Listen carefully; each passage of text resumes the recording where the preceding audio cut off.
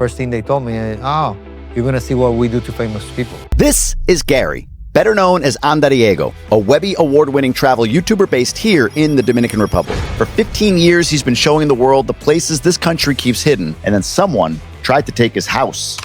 They squat in your property and then go out and publicly say that you're robbing them and you're a scammer.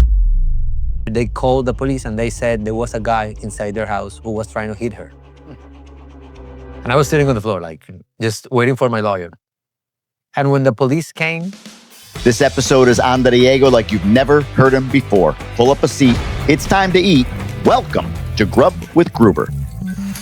Today's video was filmed at Franco Italian Restaurant in Santo Domingo, a spot Gary calls one of the best in the entire country, and he would know. And as for you, you're about to see why.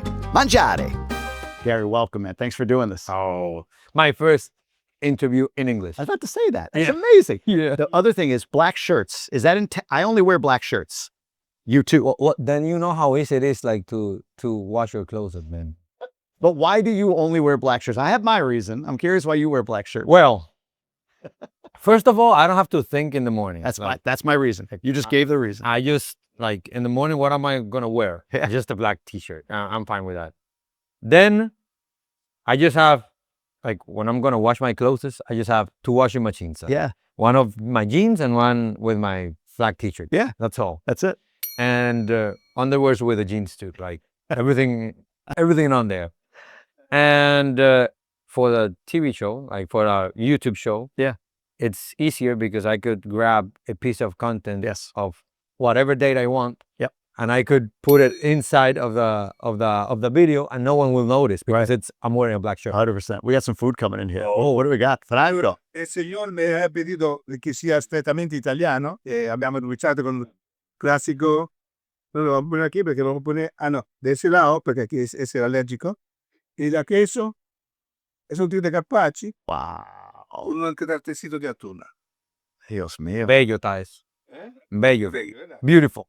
Wow. Ese es porque usted prueba un poquito de todos los. Aquí tenemos este pescado. Aquí sí que hay atuna, pulpo, chirio y salmón. Amazing. ¿Verdad, Paro? Salmón, pulpo aquí, ¿sí? Yeah. Bueno, nada. Gracias. Gracias. Where do you want to start? I'm good. Wait.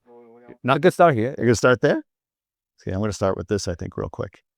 Oh, we have some wine. Sì, le ho mandato buscare un vino. Essi sono uno dei vini che mi gustano a me, non è, voglio dire, Brunello, va, sono mejor, però. Ese è un Blanchet blanco. Non so se tu lo conosci. Gracias. ¿Tú conoces Blanchet? Yo no sé de vino casi, yo me lo bebo. No. Yo, Amore, I'm just a drinker. I don't Hay uno blanco rosso. I don't know too much about wine. Él va a provare, bueno, se quiere provarlo, lo vamos a provar. Però pure él le avevo preparato. Let's see. Maria Suetic. It's good. It's good. It's really good. Oh, that is good. That's smooth. That's very smooth. ¿Cómo se llama? Blanchet. Bronze. Ese è un vino de Torino, de Piemontese. Y me gusta porque es un poquito movido y suave. Y medio frutal. Medio frutal. Ese, le mandé lo que me gusta a mí realmente. Gracias. Gracias. Wow. I'm going to try a little bit more of that. Dig in, my friend, wherever you want to go.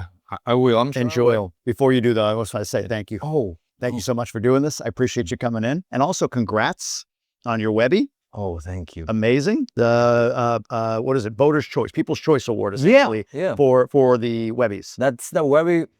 That Webby like belongs to Dominican Republic, for real. Like everyone who voted, thank you.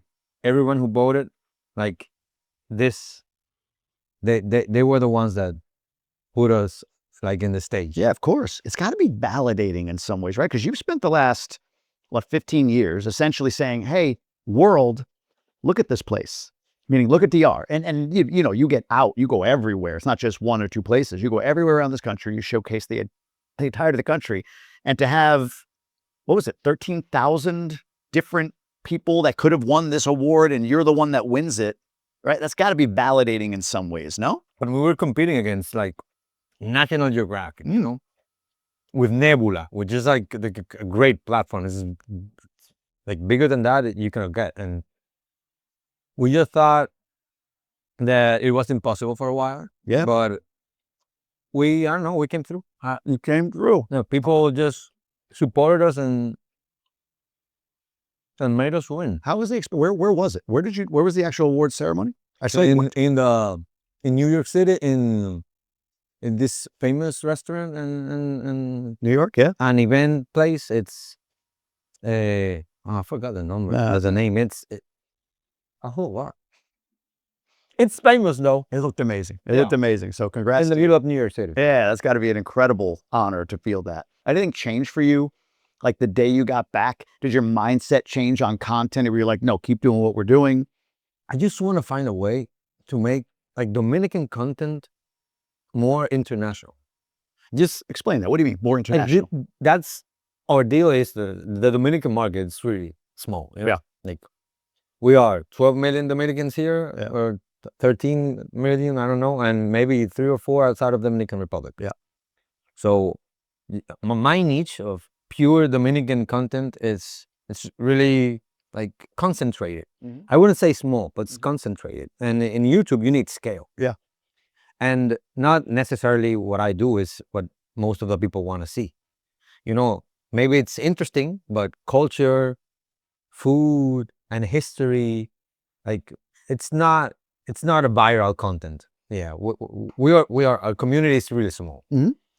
So I'm trying to design a way to make our content more broad, like more international, to make it seem interesting for people all over the world. Interesting. And still being pure Dominican content, like without going outside and filming in Australia, because maybe it could be easy if I go to China to make the most technological advances in YouTube. Like a Dominican goes to China, but I want to make it Dominican, like pure Dominican.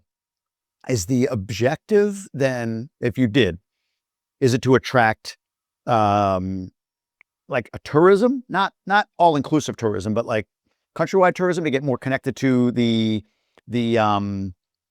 culture here? Is it to attract movement to DR? Like expat or people from Europe, United States. Let me start there. Do you see, when you're thinking about this, is it, hey, okay, my content is more international. I'm getting DR in front of people that are maybe not like DR interested, and like, wow, okay, this is a place that I want to explore. Is it for tourism? Is it for moving? Is it for both? Or is there too much of one that could happen? It's a mix. Like when we started making Dominican content for Dominicans. Yeah. We started on national TV, so it was mainly to show Dominicans that we have a beautiful country, because somehow I felt we were losing hope. You know, we had this beautiful half island in the middle of the Caribbean with beautiful beaches, a great history, great food. Yeah. And we were like, like, I don't know, like not feeling it. Yeah. We live here and we're struggling. Right. And I know we're struggling, but in many aspects of life, but we do live in a beautiful place, and we should feel proud of it. Yeah. And we started working on that. Like my dream was, let's make Dominican content to make Dominicans proud of their country, of their roots, of their culture. Yeah. And it just like kept evolving. Mm-hmm. So after that, I found out that there were many Dominicans outside of the Dominican Republic that needed this content, because they were not in touch with that real Dominican Republic that much as they wanted to. So we started thinking on, okay, how can we like drive this content to make it a little bit more open to the Dominicans that are abroad, and those Dominicans could learn about things of the Dominican Republic that otherwise they wouldn't know. Right. And then after that, we saw that many like Hispanic, Latin speakers were interested in the content to visit Dominican Republic. No. And then we open up a little bit more, and we try to design our content to make it like appealing for those people, for people that wanted to come and visit Dominican Republic. And when we saw that was working, we started like noticing that we had a little bit of influence. Yeah. And we started thinking on what can we do to make these people that is coming back to Dominican Republic, Dominicans abroad and tourists, what can we do to make them visit the places where we really need tourism? Mhm. The places where the lady that makes coffee or makes a dulce or makes food, or to the beaches where you need a local guide to take you and maybe, like make the economy flow Mhm. in those little communities. And we started making our content revolving around that, like searching for places, searching for people that needed some push, and like putting them on the spot. Like, if you want to know the real Dominican Republic, this is Dominican Republic. Have you, I think I read or listened, have you, at the same time that you might be directing a number of people to a specific area that needs more tourism, I can think of a few, and I'll share a story of mine. Have there been times that maybe it's overshot the capability of that area to absorb a number of tourists? Does that make sense? Like, is there an area where it's like you've exposed it to the world and people come in, but that area is not ready for that number of people to come in? You know that's Or is that a fear? yeah, that's a fear, and that's something I have to deal with. Yeah. Sometimes it happens, sometimes it doesn't, Mhm. because not every place is as appealing as the other one. Sure. But I always think that it's better to expose the place, Yeah. and show them the place, and that the community organizes around whatever happens, than not letting anyone know that place exists. I Because do, yeah. like, you have a beautiful river, and I see it this way. You have a beautiful river.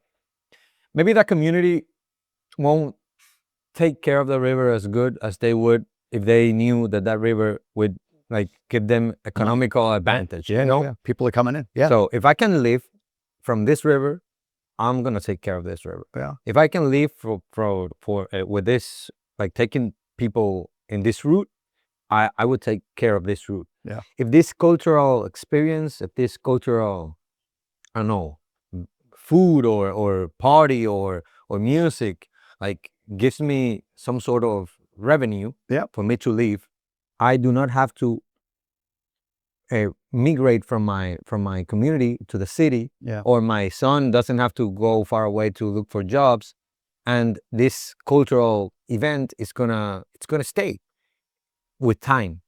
And I've seen a lot of cultural things here in the Dominican Republic that has been erased. Like, it's difficult to find. And Like what? So, like, my family from my mother's side is from Jimani. okay. That's deep south. It's near the frontier with Haiti. They had something called gualimon. It's like a pastel en hoja, like a Yeah. pastel en hoja, but without me. Oh, no kidding. Yeah, Plantain? yeah, Like, like plantain, like just like shred it and make it into a bread. Let's say, okay. like, that's something hard to find. Yeah. Just to say one thing, we have pan de guayiga, like Yeah. taínos here, or indigenous, first indigenous that populated this island. They made bread from a plant that it's very common to see, just that people doesn't know. It's called guayiga. They made that, but that plant itself, it's toxic. Oh, no kidding. So there's a way to take the plant and cook it to make it a bread that it's good, tasty, and not non-toxic. So that's something maybe 2, 3, or 4 people in the whole country are making right now. And how do you like that knowledge and that thing that came like that directly from indigenous people that we don't have anymore? Right. How do you keep that tradition alive? Well, maybe it's showcasing it, like showing it to the people. Yeah. And maybe some other guy would say, "Whoa, that's something I want to learn." Right. That would be a good business, and if it's business, it's gonna stay. Yeah. So we just try to make things to stick around and to make Dominican culture to stay alive, and make people care about the rivers and the beaches and the waterfalls. And if that for some time turns out to be a mess, well, community and local mayors should look for a way to make it work. Right. Right. But I cannot be like keep the whole world blind about something so beautiful from the Dominican Republic just because I think it's gonna be crowded. Boy, that's so interesting, man. So, all right, I'll give you this. Yeah, look, I'm not Dominican, So it's a very different perspective. And even from an audience perspective, and like the audience watching, you know, is going to maybe look at me a little bit more skeptically about life in DR, being a white American guy versus you being a native Dominican guy. So one of the big things I hear, I went to Las Galeras, and I remember going there, and we love it up there. My wife actually is like, I don't want to go to Las Terrenas anymore. It's just like so busy. I'd rather just go to Las Galeras. I'm like, you know, I'm with you. It's great. We love it out there. So we went there. It was around Christmas a couple of years ago, maybe last year. I don't even remember. And we got this nice Airbnb, and there's a lady that worked in the house, the Airbnb that we got. It was 2 families, us and another family, you know, big house. And she, you know, we're just there enjoying it. And she started to talk about, she's like, what we want here, like, we're so glad you're here, meaning, you know, our families that were there. She's like, we need more, you know, like we need the opportunity to make money. So I pulled out my phone and I made a reel right there about Las Carreras, and it did really well. And a lot of people started like, but then there was the other side. It's like, you know, hidden gems should remain hidden gems. And in my mind, I don't disagree, but at the same time, who's the person saying that? Are you saying keep a hidden gem so that 1 week a year that you come down here, that nobody else is there, but the people locally don't make any other money the rest of the year? Yeah. Or is it truly a desire to keep it, you know, hidden? Because the local folks, when I was in Monte Cristi, same thing. When I talk to local people, they sound like what you just said. Tourism is amazing. It brings money and everything in here. We want people to come here. But there's a lot of people who feel as though somebody like me going out there and saying, hey, this is kind of cool, you should check it out, is abusive or damaging to the country. I'm just curious your perspective on that. It's just, obviously, it's a risk. Sure. It is a risk. Everything is, right? Because after you make a video, you don't know what's going to happen. Right. You don't know the people that are going to go. You don't know how many people are going to go. You don't know the expectations of the people that are going or what they're going to do when they get. Good point. Yeah. That's true. Yeah. That's one point of the conversation. But the other one is that if you don't do the video, if you don't show people that that's there, maybe you are keeping the locals from a beneficial economic activity. Yeah, yeah. And in Dominican communities, far from the cities, people are, let's say, struggling. Mm-hmm. Like maybe they have resources, they have food, because this is not a country where people is starving, because you can have plantains, you can have chickens, you can you know, grow your food. Yeah, sure. In communities, but like money, like paper money, it's not that abundant in communities. So you're keeping those people out of the business just because you think that someone's gonna mess up the place. Right. And okay, it's a hidden gem. It's a hidden gem for who? Right. All the community knows that place. Yeah, good point. Right. And if that's a place for the community, and the community is the one who is directly like benefiting from that, like if the economical benefit of that, let's say a waterfall, that secret waterfall goes directly to the community, what's the problem? It's their waterfall, you know? It's their waterfall, and they're gonna take care of it better. Right. Because they know they're receiving money from it. If you don't show it to the world, and if it's meaningless for them, then maybe they would have trash in it. Maybe they would take the water for agriculture. Maybe they would do whatever. But you showing it to the world, you're showing them there's another side of the business, and that they can maybe make more money from that waterfall than from, I don't know, having batatas on the backyard. Right. Yeah. And that's something, well, it's a risk. It is. But actually, it's a risk. You have to take. And I think it worth it. Yeah, me too. My general mindset is it's worth it. Like, I believe in commerce. I hope you're enjoying this episode of Grub with Gruber with Gary. I'm just going to take a few seconds and then we'll get right back to it. First, I want to thank our sponsor, GoBundance. This is the tribe of healthy, wealthy, generous men who choose to live epic lives. It's a community of men I've belonged to for about 8 years now, and I highly recommend if you're a high-performing guy who needs a community of other men to be supportive, help you drive towards your goals, and take you to the next level, go to GoBundance.com, or you can simply scan this QR code right here to go to their website, read about them, and if you have the inspiration to, go ahead and apply. I appreciate GoBundance for supporting me and sponsoring this podcast. Second, if you're somebody who's moving to, living in, or investing in the Dominican Republic, I would highly encourage you to check out the DR Inner Circle. It's a community of over 1,200 members talking about all the things you need to know before you get here.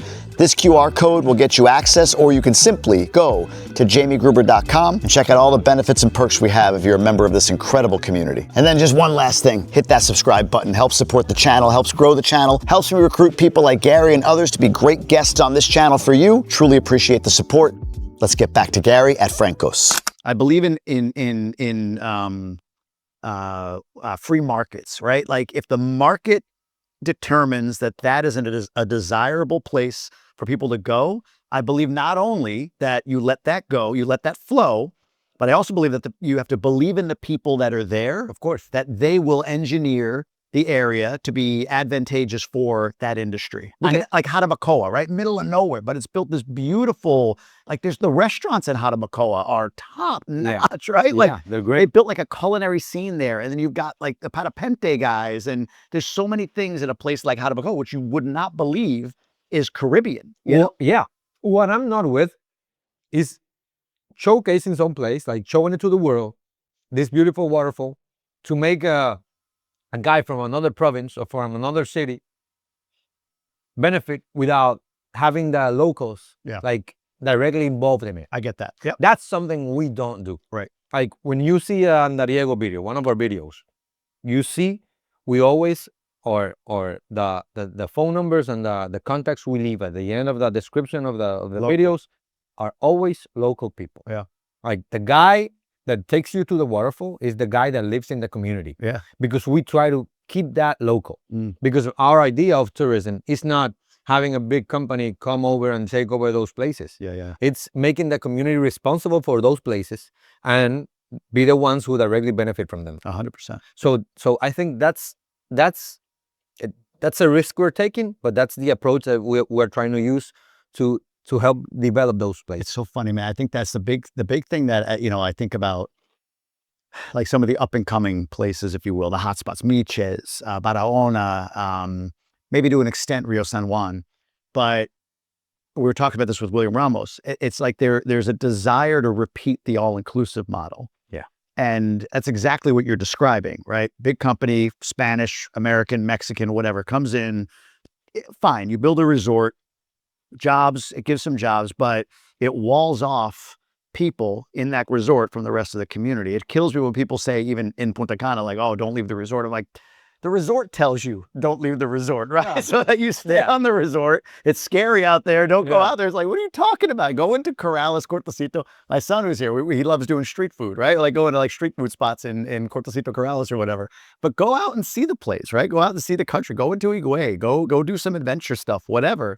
But the all-inclusive model just isn't, that's not what it's about. It's the easiest one. It is. It's like you having, all-inclusive is like you having a factory. Yes, correct. And you have this manufacturer line working since the beginning. They sell you the travel package 1 year before you arriving here to the Dominican Republic. Right. And those travel operators, they have a list of people that are already paid, and they choose where to sell you, where to take you, or where. And people come here like machines. They stay in this box. They go to this beach. They eat this food, and they miss the whole aspect of getting to know the Dominican Republic. Yeah, because even the food, it's not mainly Dominican. Like you miss the food, you miss the culture, you miss the architecture. Like if you go to a resort here and you go to a resort in Mexico, you're gonna be in the same place. It's a beach, and you're in the box, and you are with a pool right in front of you. They have a Japanese restaurant, they have a steak restaurant, they have a buffet. They have a buffet, the Italian restaurant, and the same drinks in the same bar. Yeah. Like if you go to a resort in any part of the world, you're gonna be in a resort here. Yep. So that's something which is it's the easier thing, and the especially when you have young kids. I'll say that. Yeah. Family with young kids, kids club, the whole thing, super easy. And I don't have anything like with the resorts. They should exist. Sure. Like they work for there's certain people that won't go and travel and adventure with their families in a country. Yep. And or here, we have our things here in the Dominican Republic too. It works for some people. Yeah. But I don't think it's a model that we should replicate. I agree. Because it's harmful, for the environment. I think it's harmful for the economy itself. And why should you make a pristine beach secluded from the locals, and why should you take the locals and make them your employees with a minimum wage when they can organize around the beach, or open a business or make a restaurant and keep our culture alive? Because that's, if this country transforms into a resort country, it's not going to be the same Dominican Republic we are living right now. That's strong. So yeah, and that's something we should look at, like how much of our culture is staying year by year. How are we promoting our culture? How are we keeping Dominican Republic? Yeah. Because in a resort you don't have Dominican Republic, not even the music. Yeah. Maybe a merengue when you arrive. Right. But but if you go to the talent show at the night, you're gonna see Michael Jackson dancing, you know, and a magician. That's true. And so that's not Dominican Republic. Right. So are we gonna replicate that? Yeah. Are we gonna make all our beaches a factory, like an industry, or we're gonna make the tourism something beneficial for everyone? Are you seeing, so there's been a push. I've been reading a lot of articles from like Collado and the Minister of Tourism, all of this, and you're at the forefront of this. I mean, you are the guy, you, William, are probably the two guys I can think of that showcase the country, that truly showcase non-resort living, non-resort tourism in the country. The Minister of Tourism, I've read articles and even just talk, is focusing, at least in words, around ecotourism, around cultural tourism and leveraging the culture in the country. From your perspective, what you see, are you seeing movement toward that? Are you seeing more people explore more of the country as a traveler, or are you still seeing it pretty much? That's happening. That's happened or happened? That's happening. Okay. And I don't think it's something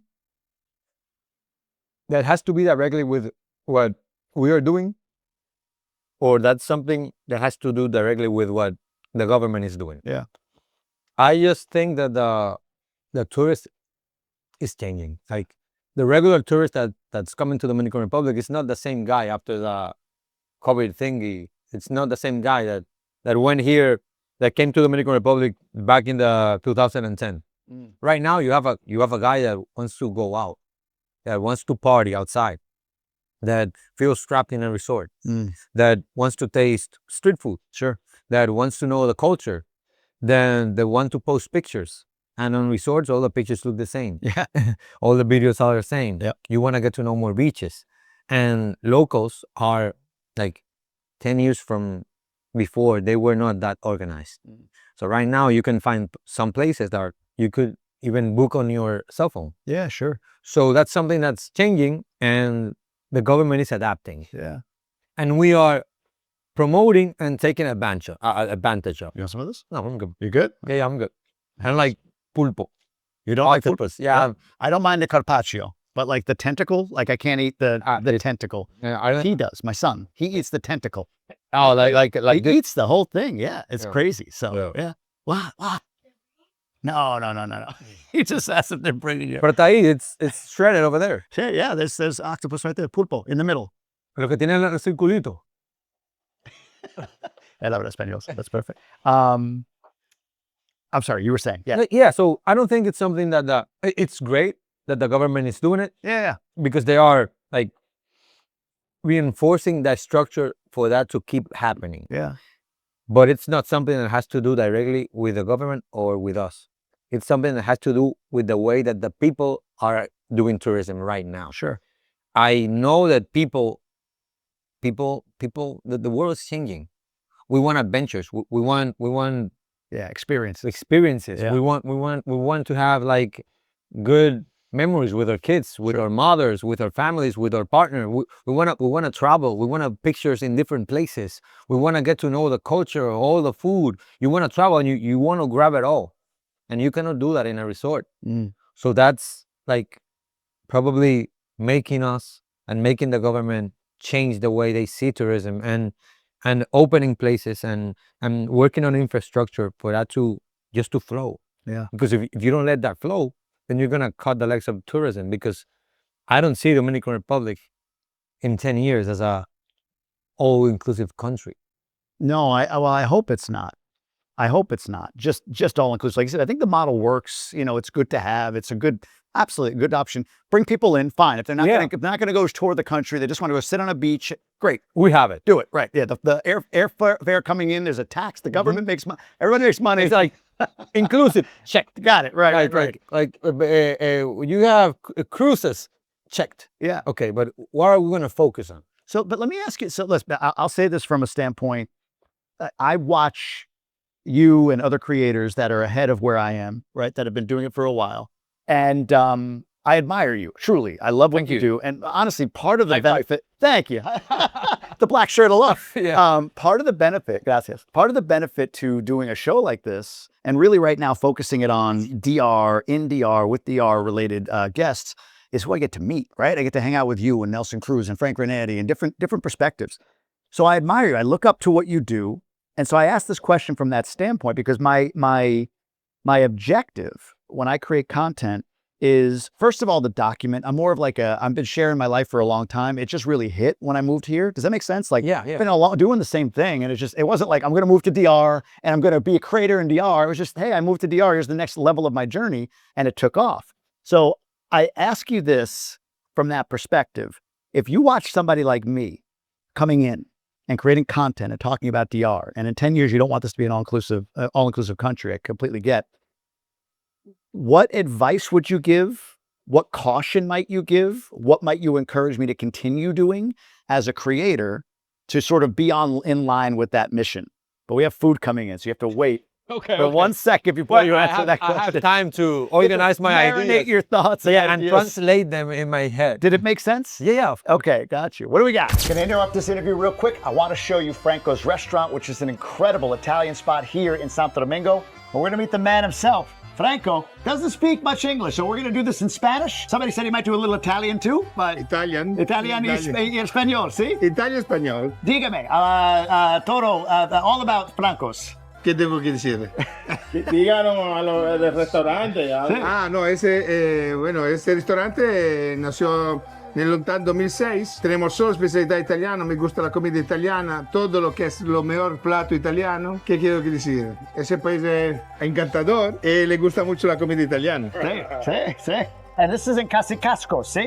Casicascos Yes. community. What is your favorite plate, your favorite meal at ¿Cuál es su Francos? comida favorita? La favorita. La mia comida favorita es pasta con marisco. Ah, sí. Puede ser frutti di mare, almeja. Me gusta abbinarlo de fish con pasta. Amazing. Yes, sir. On Instagram, Franco's Ristorante and Pizzeria. Come check this place out the next time you're in Santo Domingo. Trust me, you won't regret it. Let's go back to Andariego. Allora, aquí siamo nella costiera amalfitana con un classico tagliolini alle vongole. Lo tagliolini es una pasta fresca hecha con la nostra harina Petra. Dio mío, de la visita. Y aquí tenemos un clásico, una langosta. Bueno, ese un astice. Noi in italiano lo chiamiamo astice. Aquí dicono langosta dei Megno o bogavante. Uno spaghetti aglio, tutto muy italiano. Il signore chiedeva muy italiano.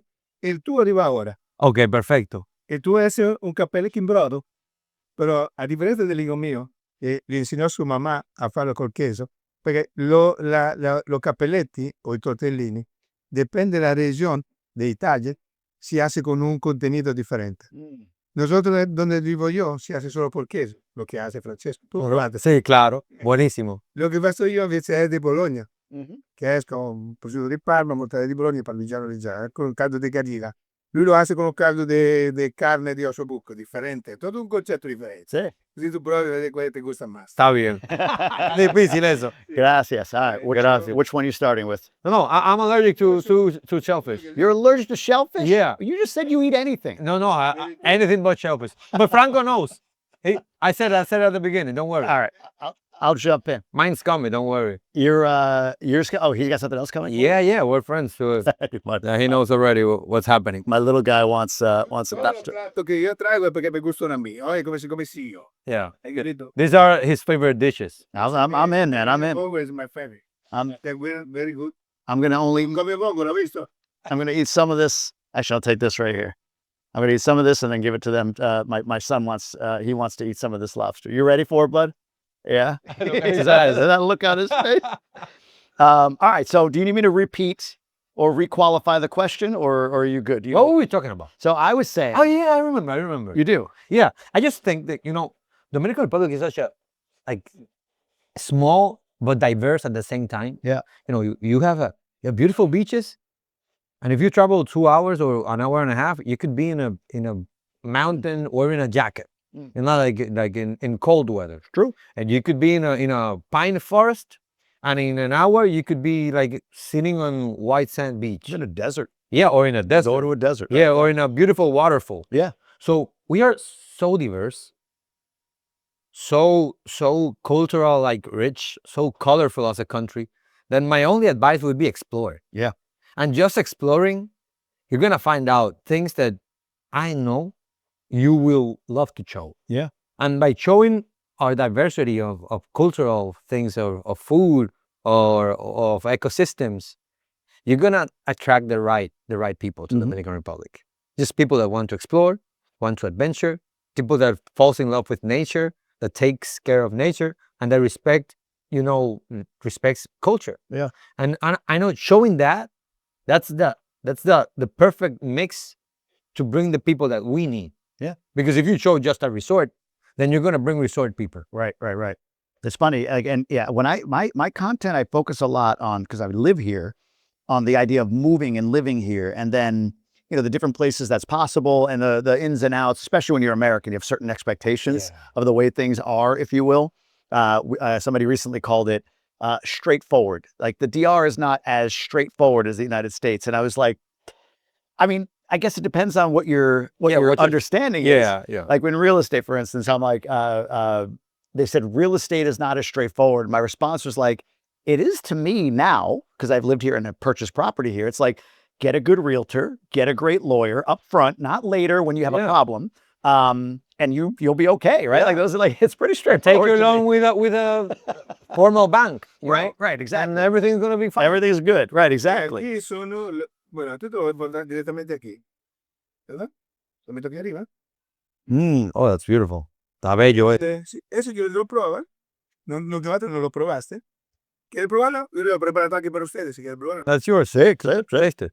Yeah, llegó un poco así, pero I'm going to hand that to them anyway, so. Yes. ¿Cómo se come?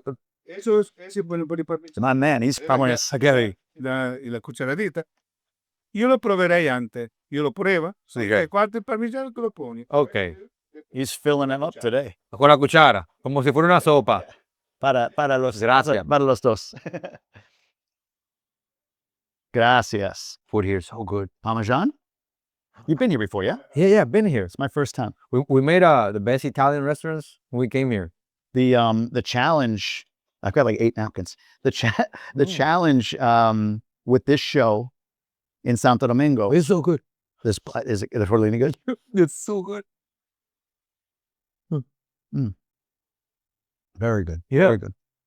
The challenge with this show in Santo Domingo is restaurant owners here don't, there's not a buzz about the show. In Punta Cana, there is. So I have restaurants like me. I want to do it. So when I do it in Santo Domingo, it's like, all right, I need to know somebody who knows somebody. So I did El Caminetto, which is Franco's son. Yeah. And I said to him, he was telling me about this restaurant. I'm like, this was literally like Thursday. I didn't know where we were going to do this. You had committed to today. I had no place picked out.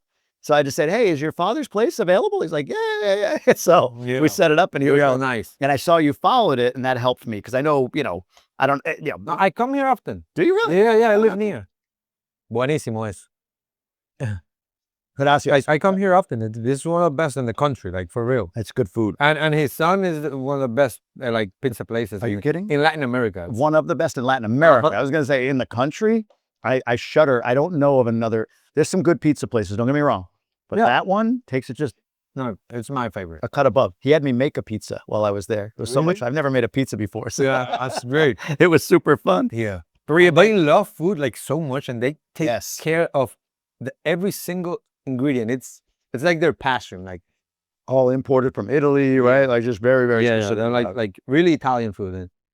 So anyway, so I was saying about living here, right? Like the idea of living here and showcasing the country in that way, and the straightforward, it's pretty straightforward.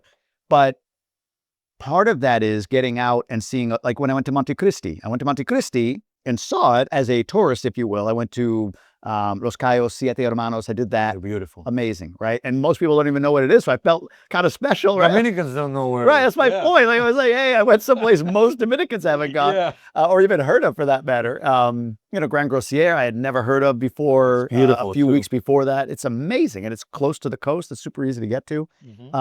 But then, I was up there also looking at, there's this potential city being built, kind of thing. This giant project being built. So when I travel, I tend to look at it from more of like a living versus traveling perspective for my audience, at least, right? Of course, what does it look like? What would it be? What are the opportunities? Miches, like what's the future of that? All of that stuff.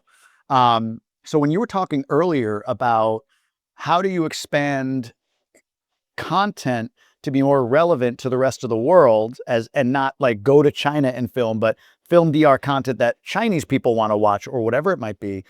I have that same thought, and I'm way behind where you are in followership and views at this point, but it's growing.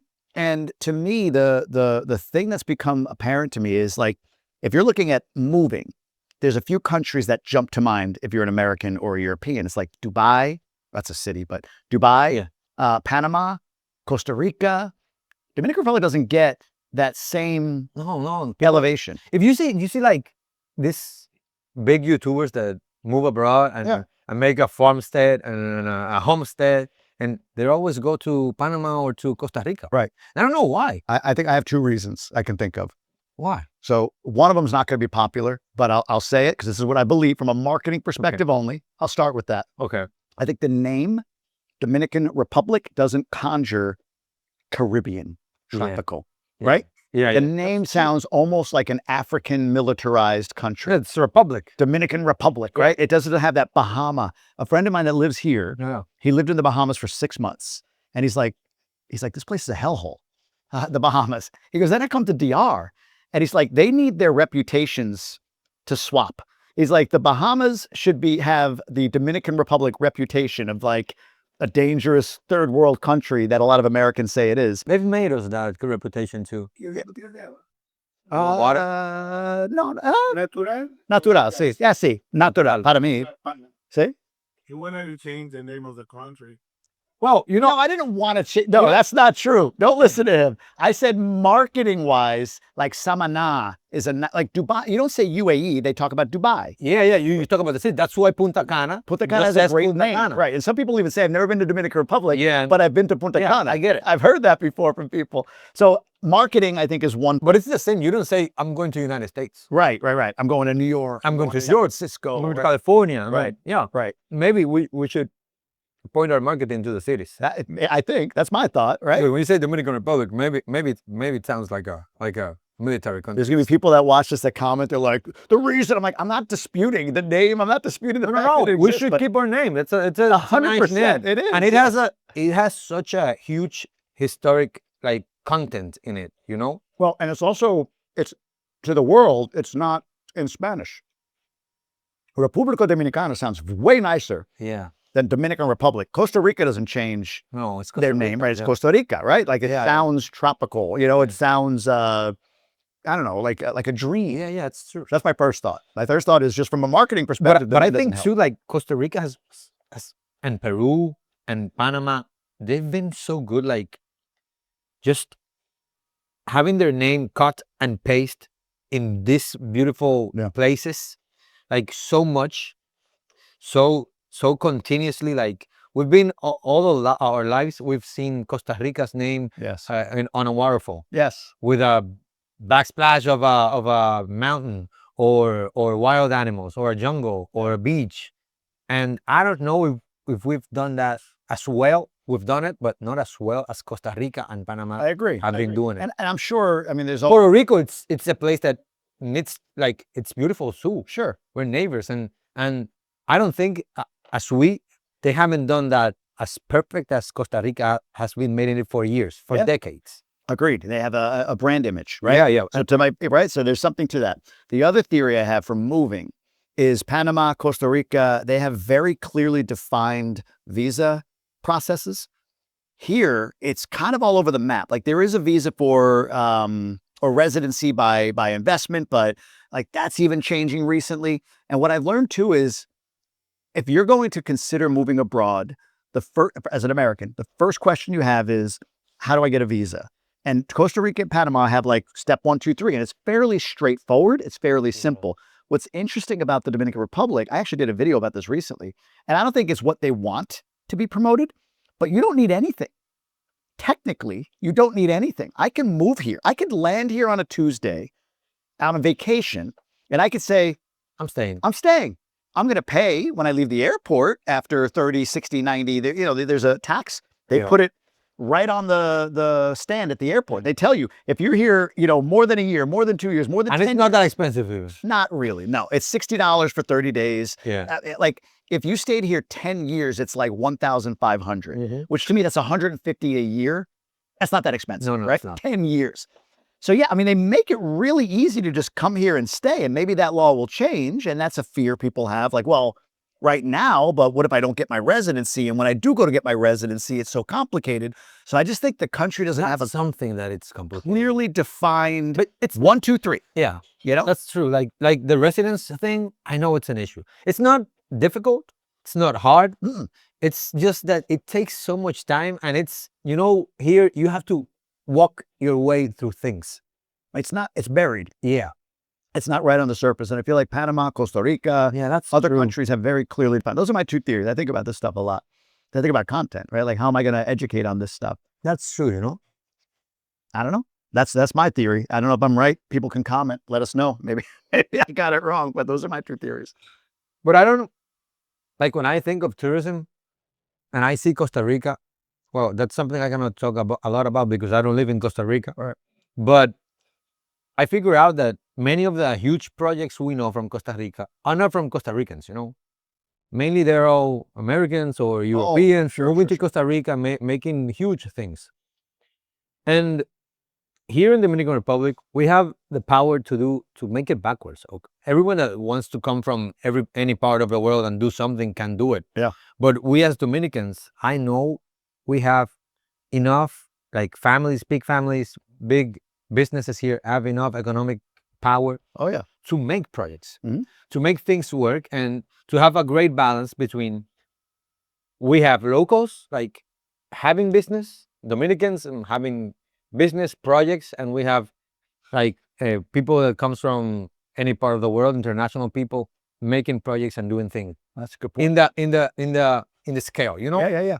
because I feel like on Costa Rica and maybe in Panama, most of the projects are more international from people that comes than people that actually lives here. That's interesting. Maybe. And that's something that I always speak about of Punta Cana. Taking away Grupo Punta Cana, which is Dominican group. That's money that stays here. Yep. But most of all the resorts, Oh, Spanish. yeah, A lot of Spanish. how much of that money actually stays here? Right. Like how much of that money is actually reinvested here? Yep. Because we could say Grupo Punta Cana, yeah, but they have like 4 projects in Dominican Republic taking place right now in different places. Like that money is staying here and it's being like reinvested in the same country. But those other resorts, I don't think they're doing the same thing. I doubt it. I don't know. I mean, They don't have that interest either because they're not from here. Correct. Yeah. And that's something we have to know how to measure. Yeah. And that's something we need to know how to promote. Yeah. Dominicans making bigger things. Yeah, And 100%. and let's say making the tourism business available for all. Yeah. Because that's our biggest issue here. Do you think that those families, though, that it's such a catch-22, are those families, I think about, you mentioned the Reneris, the Vicinis, all these big families, do they get vilified too much for how much power they have versus, I don't want to say praised, but maybe acknowledged for what they've been able to build? Does that make sense?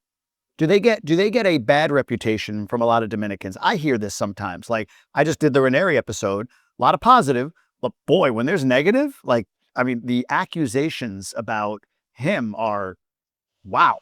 So I wonder, yeah. You know what's happening? We are living through in the world, not here only. Like you can see that in the United States too. The division, Yeah, we're living in division. please. Like you are why I'm here. right? Or you're Part of the left. reason why I'm raising him here. Yeah, No kidding. and we used to copy a lot of things that come from the United States. Yeah. And I think we're copying a lot of that. We're copying like, I'm right or I'm left. This is good or this is bad. And we are, making ourselves like unable to see that there's a middle. Yes.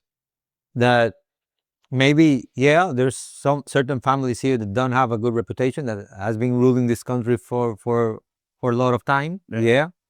They've done a lot of good things. They have made their mistakes too. Of course, yeah. Like every business, like every family. And we have another families that like maybe the Rainieris, they have like 20 years in the 50 years in the business. Yeah. But like 20 years like being a big family name here. Like the influence. Yeah, the influence they have, yeah. it's like 20, 15 years. And I think like Y luego, they've worked so much to make Dominican Republic or Punta Cana to make it known in the world. And they've done such a good work, like promoting not only their business, but all the businesses of all the people of Punta Cana. Yep. Then we need to cherish that a little bit more. And we need to learn from them. Yeah. Like if we want to make Montecristi what Punta Cana is, obviously with a better development, project, better development, more open, less harmful for the environment or for the community, because Grupo Punta Cana only has like the say in a little piece of Punta Cana. Yep. They are like there, and I'm sure that everything inside of there, it's working good. Sure. But they cannot control what's happening in the other resorts. Correct. So if you wanna make Montecristi known in the world, if we want to make Samaná known in the world, if we want to make Pedernales known in the world, we should copy Franco Ristorante. Like we should ask him, slow. What are you gonna do? Yeah. What would you do? I'm sorry. What would you do if you wanted this to be exposed to the world as you did by yourself with a piece of land no one knew, not even Dominicans knew. So yeah, I think that we are trying to make people billions because we cannot figure out how to have their success. And in this mix of great families, there are really good families. Yeah. And there are families that has been making mistakes. Sure. And I don't think that's something that we as regular people, should worry about. I think that's something that big families should worry about. Because that's the space where you can find political issues, like when the local and when the regular citizen starts hating on big families, on big enterprises, on politicians, we start making space for communism thinkers and for socialism thinkers, Division. for crazy people. Yeah. And we don't need crazy people here. No, in fact, right. One of the things that's beautiful about DR is that there isn't a populist party right now. Yeah, I mean, there is, but they're very small. And we've had good presidents and other ones that are not that good, but we've never had a bad president. So when I see the DR versus US, that's interesting. US is left-right. I feel this way and you are evil because you don't, and vice versa. And we have a guy, Trump, Biden, whatever, or a gal, Kamala Harris, right? Like we line up underneath this person. Yeah. I feel like here you have, so the election in the United States is really based off of what policies I believe in. Should there be open borders? Should there not? Should there be this? Should there be that? Right? Like very, very different policy stances. I feel like the three parties here, the three major parties here, and I remember watching the last debate when Abinader won his second term. And it was like, they're kind of more arguing about who would execute the best, not whose policy is the best, right? Like the policy is kind of similar. And we've been good taking things from the right and taking things from the left. We've been good, like making a perfect mix to make a democracy and a country work. Yes. That they could do better. Yeah, of course. Yeah. You can always do better. Yep. But after Trujillo, we cannot say we've had a bad president, because then we would be Venezuela. Right. Or we would be Nicaragua. Right. Or we would be Honduras. like, and we are economical in the economical sense. We are really like above them. Dude, I dropped into this country at a time. I mean, I've been coming here for a long time. I met my wife in 08, right? So we've been coming here since then. I don't know if she's from Higüey, like we've been coming here for a long time. But when we came, 2016, we hadn't come again till 2022. We were having kids, you know, life was crazy. We were supposed to come back in 2020. That got canceled. 2022, we come back and it was like, wow, this place is different, right? And I feel like when we dropped in here and decided to live here, and then learn more about it, I'm like, wow, we just popped in at a time when, you know, country was doing this, and now it's kind of on this trajectory. Yeah. Like it's in a window, a moment right now. And it can get screwed up, to your point. But right now, even, you know, projecting like the next presidential election, like the candidates that we're likely to select from, again, they kind of are seeing things the same way. It's just, which one do you trust to execute them? We just here, the only thing I think we have to watch out is that big families always are going to have the power. Sure. But we should watch out in how much power they have. 100%. You know? Yeah. It's really good to have a government that actually not necessarily follows the lead of the big families. Independently. Yeah. Right. Okay, I could do this and you're going to benefit from it, but I don't have to do what you say you want me to do. Yeah. Because there's like, you are the 0.5% of the population. Right. I need to do what the rest of the 99% of the population needs. Mm-hmm. And that's something we have to watch out. Yeah. Because that's the point where you can make the richest and the poorest. Yeah. 100%. That's the only thing I think we need to watch out here in the Dominican Republic, just to make sure that balance stays good and stays right for people. Yeah. But after that, like, we don't have a communist. We have a communist party with like 3 voters. I heard 2,000. There were 2,000 votes. Yeah, it's ridiculous. Like, we don't have to worry about that. Yeah.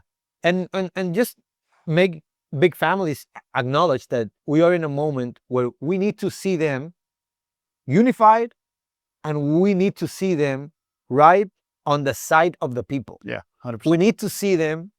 We need them to see where does the people that buy their products take their kids to school. We need them to see where the people that buys their products or their services go to hospital to take care of themselves. We need them to see their streets, because maybe they are so big that they are not able to watch around on what's happening in the real Dominican Republic, because maybe they're living in a bubble right now. So we need to take them and put them in the barrio. Gracias.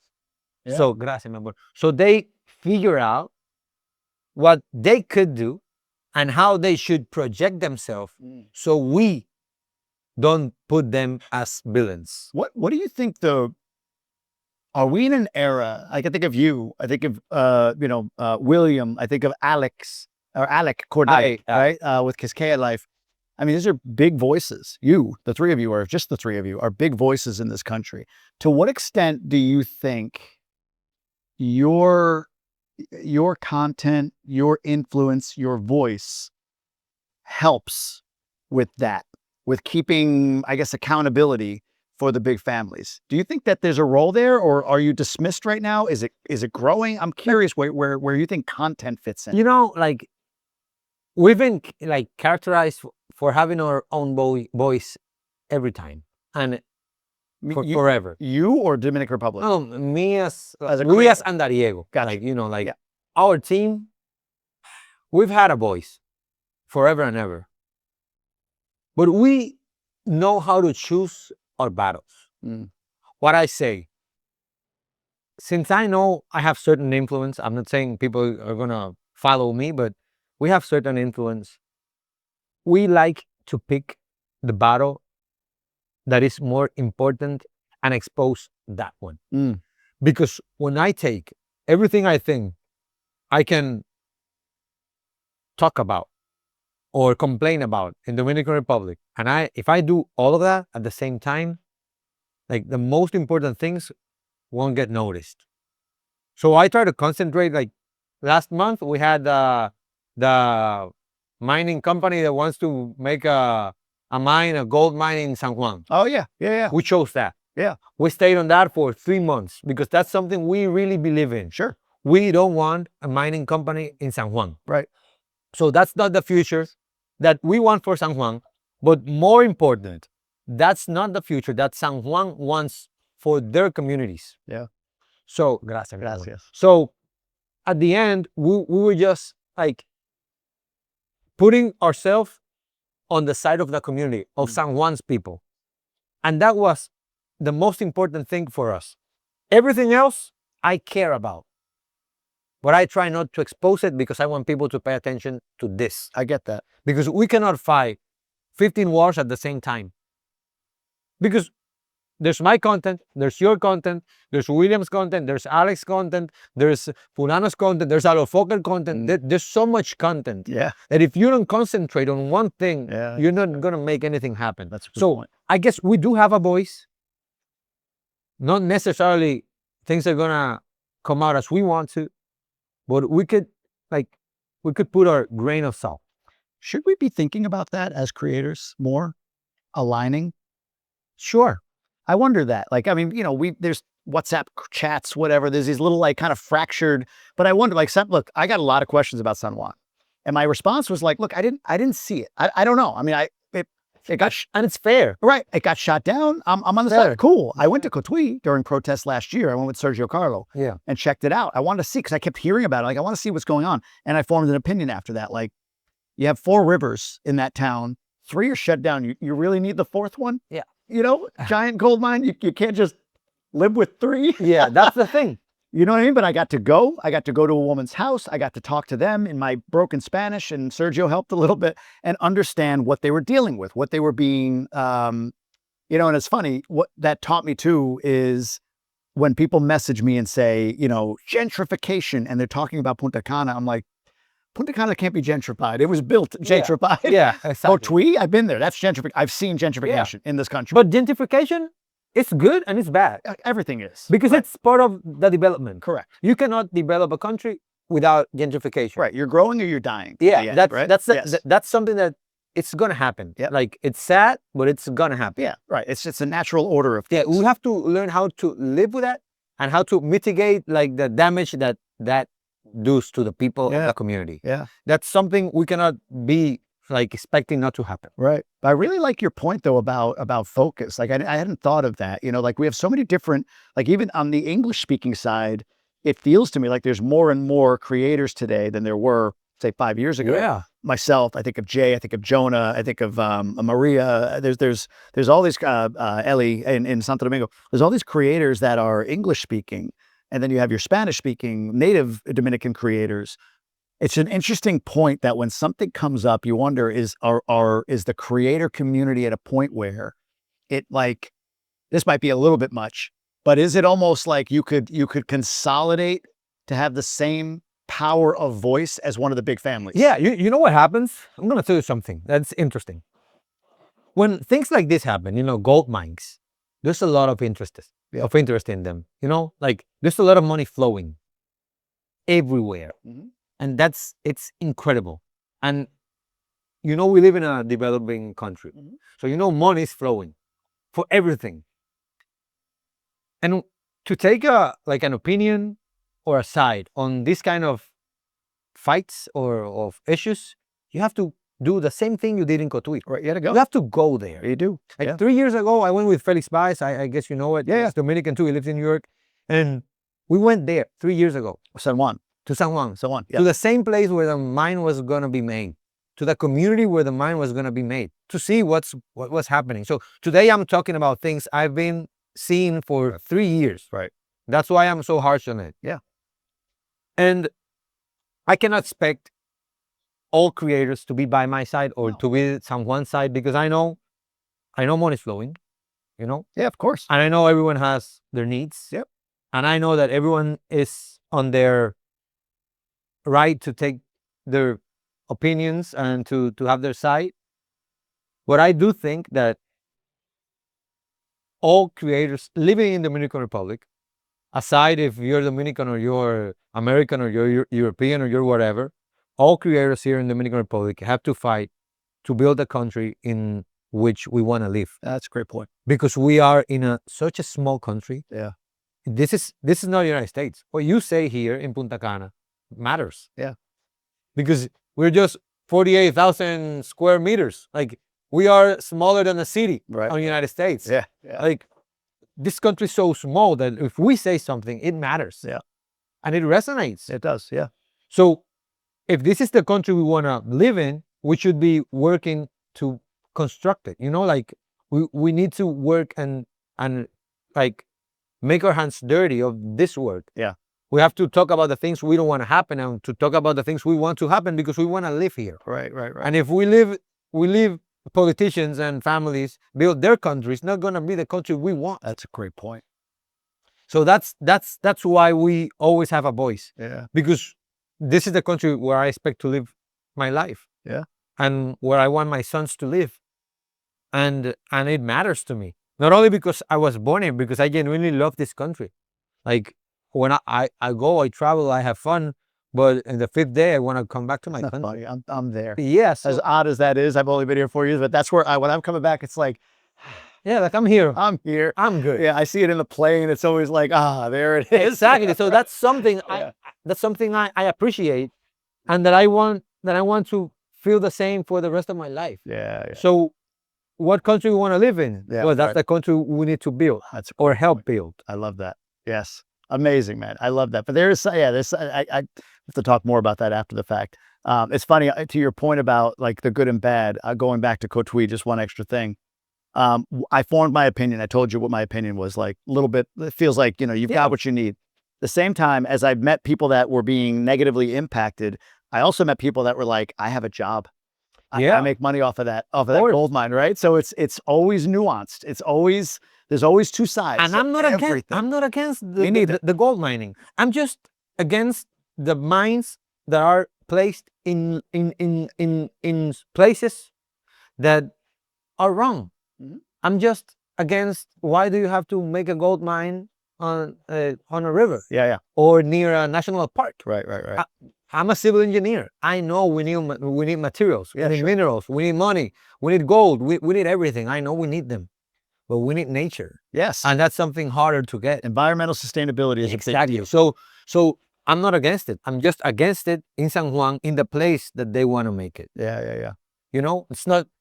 I'm not See, blind. But that's why I need to visit it for that reason. Exactly. Right. Like I get these questions. You probably get them too. They're not real. They're not real curiosity questions. They're not open. Like, I'm curious what you think. It's like, hey, what do you think of this? Yeah. Huh? Uh-huh. Right. Like, say what I think you should say. Yeah. Otherwise, I'm coming after you. Yeah. And I'm like, I haven't gone. I don't know. I mean, the people didn't want it. They didn't. And they said no. So cool. That's great. The people won. Yeah. Awesome. It's But- a whole province. Right. But Stand up. I don't know. I don't know the story. I didn't go. It wasn't for me in that moment. I've been traveling everywhere. That's not a place I've gone yet. So, but Cotuí, it piqued my interest enough. I got a friend that brought me. I got to go see and feel and touch and hear. And yeah, I get this. I get why some people are upset. Of course. I actually see why some people are saying it's not a big deal, because of the people that were telling me, like, I make a good living off of this, or the restaurants that say those workers come to my restaurant, so I make money. You know what I mean? So I saw both sides, but I formed the opinion, like, you can have it without taking so many resources from this neighborhood. That was my final opinion. And we have to decide as a Right. country. Well, we have I guess we are the fourth biggest. We have the fourth Gold. biggest gold mine in the world. Yes. You know, like, we are one of the biggest gold exporters This bigger of country. the world. This In- bigger country. Yeah, in 48,000 square kilometers. Right. Like, how much more do you think we can afford? Right. Like, are we gonna be a mining country, Right. or we're gonna be an environmentally friendly country? Yeah. We're gonna be a tourism country, or we're gonna be a mining country? Because if you decide we're gonna be a mining country, okay, just tell me and I'll buy my oxygen mask and Yeah. I'll live here. You know, like, I do. I get like it. we have to choose, what do we want for the future of our Great country? point. Yeah. Because the ones in the mine, they don't care, because probably they're not gonna live here when things, when water goes bad, Mhm. when we don't have a tree, when we don't have nature. Probably they can afford living in other country, but we cannot. Right. And the rest of the Dominican Republic cannot. Mhm. So we have to decide our future now. Yeah. How much gold do you think you can get out of this tiny country? Yeah. How much silver do you think you can get out of this tiny country? Now we're talking in Pedernales, and we're talking about tourism, and we are developing this huge tourist city right beside a national park, which I'm okay with it. Cabo Rojo. Yeah, Cabo Rojo. I'm okay with it. Okay, we are giving opportunities to Pedernales, and I don't like the all-inclusive model going there. Yeah. But I do know that having the all-inclusive model there, you're gonna have opportunities to develop another model. Yeah. Like, because we are in time. There's attraction. Yeah, there's Right. attraction, Attention. right? Yeah. I would have loved that the cruise ship port would be on the Pedernales city, right in the city, so the people could go out. Right. But it didn't happen. Okay, you have it secluded in Cabo Rojo, and people are not gonna know the real Pedernales. Okay, done. But now we're talking about rare earth. Like, you have you're in the middle of 3 of the most important national parks in the Caribbean. You have there the first biosphere reserve declared by the United Nations. Biospheric reserve, I don't know how to say it in English. Reserva de la biosfera de la Nación Unida. Like the first in the country. And now you're telling me you're going to have tourism, you're going to have national parks, and you're going to have mining. Like, we have to choose. I know, and now we're going to have a rocket. I was going to say, you have a space station. A space station. Like, we have to choose. What do we want? Because we are so small. Yeah. And everything you do has an impact.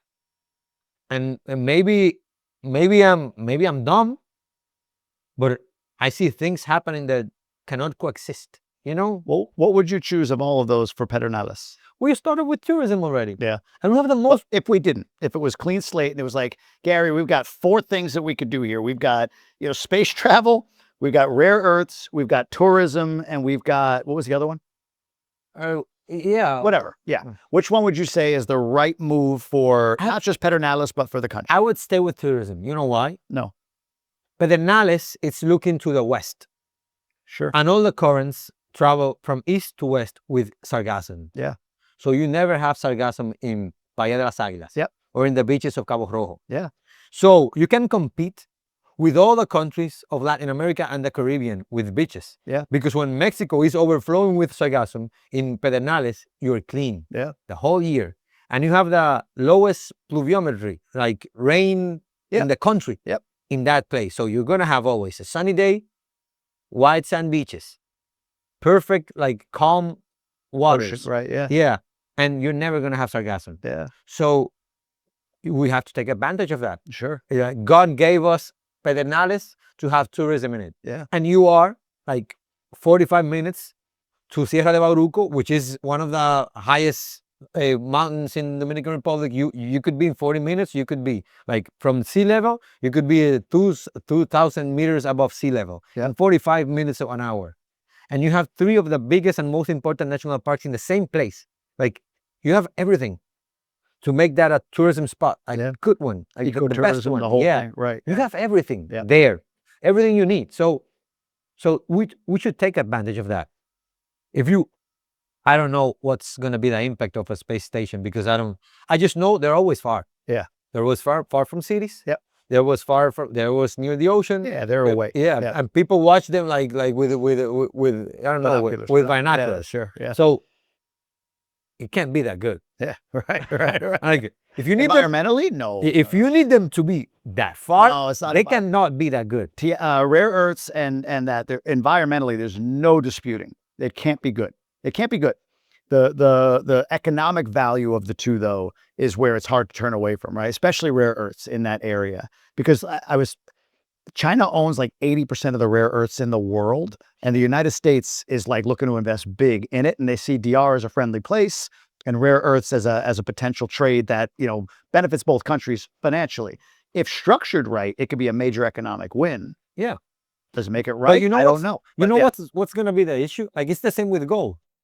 Like, yeah, it's going to be, economically speaking, it's going to be a great opportunity for us. But has gold's about 2% of GDP for the country. Yeah, I don't feel like gold is as much a win for the country as it could be. It's ridiculous. Economically. And it's a win for the gold mines. Yeah. That's my point. Like, if you mine rare earths and it's like, great, There's a lot of money there, but there's this much money, but only this much is making it to the country. You've went to Cotuí. Yes, Like, I know. do you think Cotuí looks like a No, city with no. the fourth biggest gold mine in That's the my world? point. That's my point. Ay, Dios mío. What do we have here?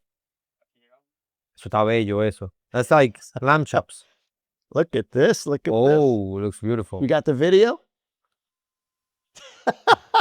Here, give it to me. I'll do it. Claro, I got to get this on video. Thank you. We got to take some B-roll of this. Otherwise it goes to waste. There we go. It looks good. This is lamb chops. Eso como lamb de chop. cordero. De cordero. Ajá. Cordero, sí. Lamb chops. Amazing. Papita al horno.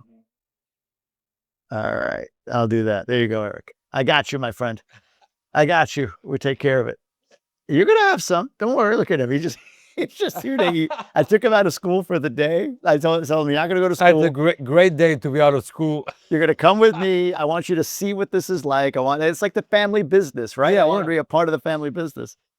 It's not bored? Good age to start. Yes. Señor, un plato, por favor. Yeah, see. There's one over there. I can grab it.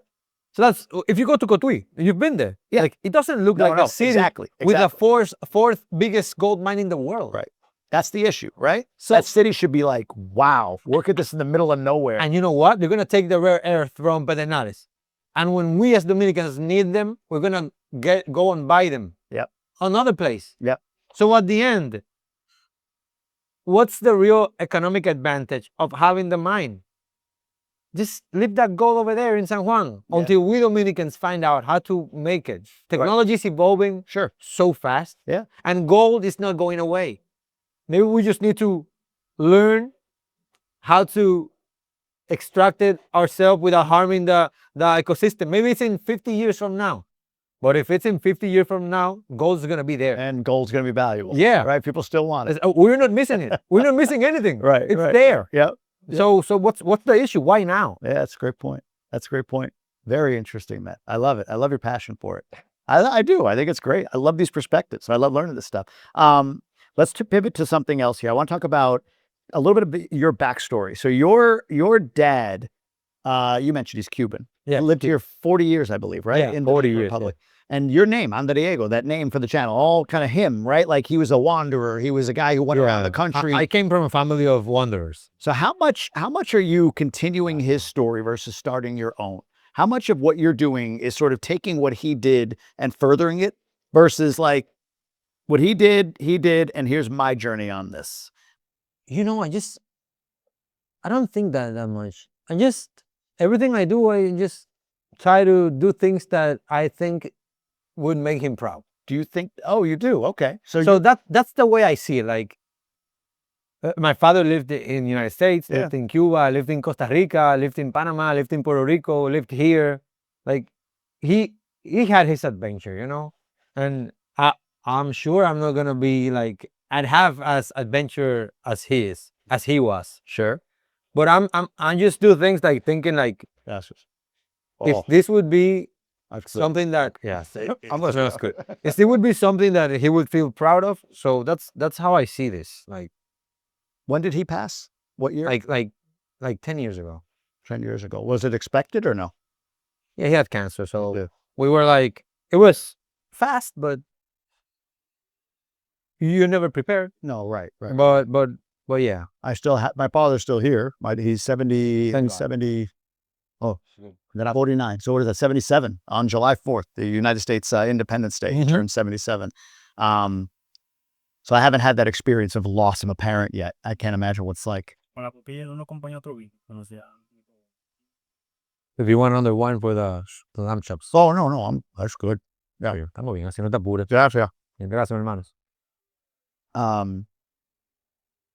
But see, I was wondering that, like, do you know where he went? Do you retrace his steps? Do you have a favorite place that was his favorite place? Is there any sort of overlap, with his travels and your travels? Yeah. Look, my family from my mother's side is from the south. Yeah. Like deep south, Yeah. Jimani. That's in the border with Haiti. And one of the poorest provinces in the Dominican Republic. Sure. My dad had a excavation company. He make holes with machines. Yep. Somewhere in the business, he decided he didn't want to do that anymore. Business was not doing so good. So they went back to my grandfather's town, Jimani. And he started with a first gas station in the province. Back then. Wow. It was ridiculous Why? because like there were only motorcycles. You know, that's like that's like I guess, right? 30 years ago. Yeah.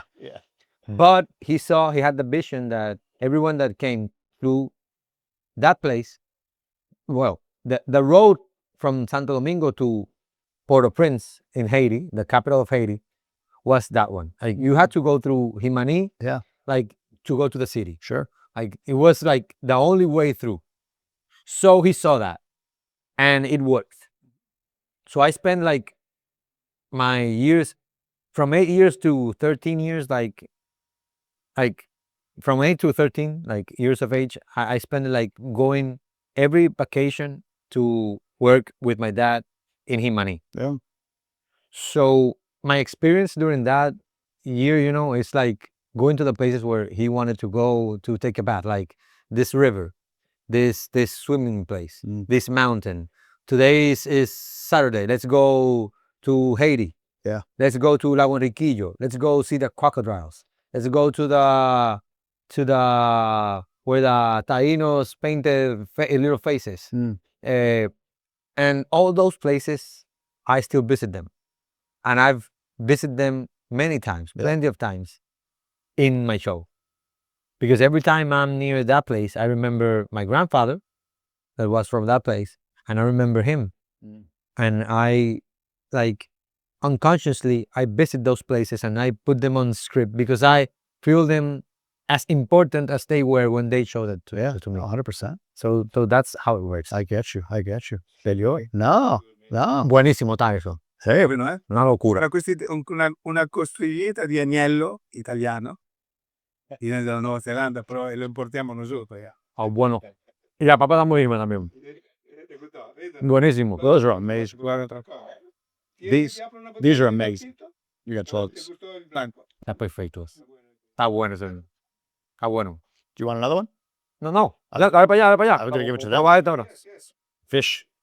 Claro. Il fish come fish. Sí, sí. Questo è un branzino del Mediterraneo, diciamo noi. Questo è patatine al forno. My son's back there just Aló, no es. the bed. He's like, lamb chops, please. Oye, me se ve bello eso. Gracias, Franco. Franco, gracias. No tengo que decirte que está bueno porque tú lo sabes. No, ricordate che scrive che sta buono. These potatoes are good too. Yeah. La verdad, che es. No, delicioso, como siempre. Gracias a usted. Yeah, I didn't hear the shellfish thing at the beginning. That you had an allergy to shellfish. Yeah. One thing I wanted to talk to you about and get your take on. So, as a creator, as a guy who's creating content and who puts his opinion out there, and even goes out and says, "Hey, I see this country as highly investable." I do think, and I've said this before, I do think that people have to consider DR still like speculative, meaning if I only have this much money, you shouldn't put all of your money, if you have the option, in the Dominican Republic. If you're not Dominican, Correct. You're in America, the United States, you're like, I'm not so sure, maybe I'll put all my money in No. Invest in U.S. assets, invest in the stock market, Canada, in a developed country, a fully developed. But if you've got money that you can afford to go and invest elsewhere, great opportunity to get exposure to of course, because it's a different system. 100%. That's the issue. Yep. That's what I tell everything. Yeah, the Dominican Republic is a great country, Yes. and for Dominicans, because we know how this country works, it's a great country. Yep. But if you're from other country and you don't manage yourself with this system, Right. If And you try to be American in a DR system, Yeah, I see that all the time. yeah, That's my point. Dude, I can't tell you, I have an attorney that I use and I refer to him because people ask, and he's been excellent for me. I mean, nobody's perfect, but he's been excellent. And I asked him, because every time I talk to him, I ask him about, what give me some insight, like what's going on. He's like, well, these folks are struggling. He won't give names, but like there's people struggling with like this project or this project or this project. And I finally said to him, like, they're hiring you to help them with a problem they're having. How many of those people hired you or an attorney up front? He said, none of them. None of them do. In the US, you can do that. They have title companies. It's kind of a straightforward process. Your realtor kind of handles everything. People that come here, like I said before, it's pretty straightforward to me. Pay the attorney up front. Well, it's so expensive. Not as expensive as a problem later, right? So pay the attorney up front. Not saying that that's a guarantee that you won't have any problems, but it lessens the chance significantly. So but an American coming in here thinking, and I'm one, right? When initially like, no, this is how it's supposed to work because I'm used to the American way and it makes sense, then tries to apply that logic to a Dominican system. That's where, to me, the problem is. But if you come in understanding the Dominican system, or trying to at least, then you could do well. Yeah, very well. But you went through something in Santo Domingo, if I read about this right and heard about this right, where you, like me, hey, this country's amazing. You should check it out. I think it's investable. I think it's a great place to be. But one of your investments sort of went through this, I don't know, what would you call it, like a takeover? Yeah. And not only the takeover, and you could explain that if you want to share what that was about, but not only the takeover, but then after the fact, those that were, if I read this right, those that took it over or tried to, started to give go out there because you were well known and put out posters calling you a scam. Yeah. So you own a property. They essentially, in the US, we call it like squat in it, right? They squat in your property and then go out and publicly say that you're robbing them and you're a scammer, essentially, right? And And you couldn't say on radio, on TV. and you couldn't say a thing. Yeah. For like a year. I went out and I spoke like the first 2 weeks. Then I was told not to talk about it. Right. Because I was working on it in justice, you know? Yeah. So I bought this house in 2019, just before the country was closed for COVID. Yeah. With a lot of expectations, you know, like I bought this place. It was my dream. Yeah. I finally had some money to buy something in the colonial zone. For me, the colonial city of Santo Domingo, it's like my dream. Beautiful. I always wanted something there because it's the first city in all of the Americas. Yeah. And I wanted that. So I bought it. I paid one part cash and the other one I took a loan. Sure. On a bank because I didn't have all the money. So since I took the money of a loan, I didn't have the money to remodel it, to turn it over and to make it work. Yeah. Because it was a falling building. Sure. Say. So I closed it with a iron door. Sorry. And some guy 5-6 years later changed the lock and they moved inside. Not them. They moved the people inside. Sure. I was called by the neighbors. The neighbors called me and told me someone was getting in the house. And when I arrived, they were moving furniture inside the house. But you got there just in time. So. Yeah. And I had two issues. The first was that I was known. So since I am known, I have to fight two battles. Sure. Like I have to fight the battle of keeping my reputation like good, and the legal battle of someone has taken over my house. Yeah. That I'm still paying on the bank. Yeah. So I guess the most difficult part was keeping my reputation. Because when you have someone talking about you publicly, we humans tend to always take the bad side. No, it's easier to think bad about someone than to think positively, you know? I know.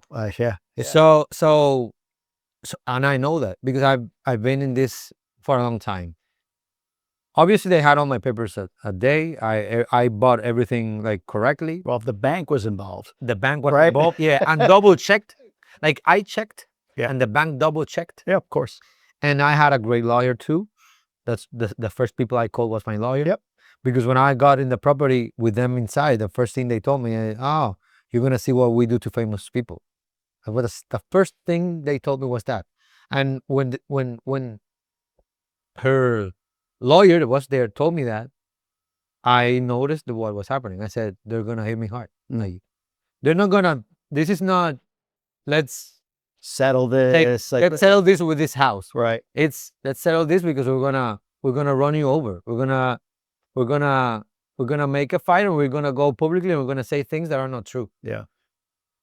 I the first week, obviously the case was like publicly instantly, because when I get in the house, the lady and the lawyer, they called the police and they said there was a guy inside their house who was trying to hit her.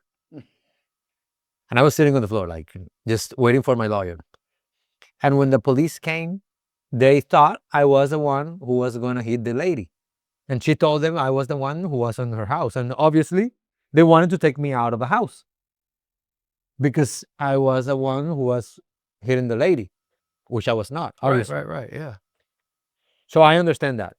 But I told them, look, please, I'm waiting for my lawyer. I cannot go out because if I go out of this house, they're going to say that they live here and they don't live here. This is my house.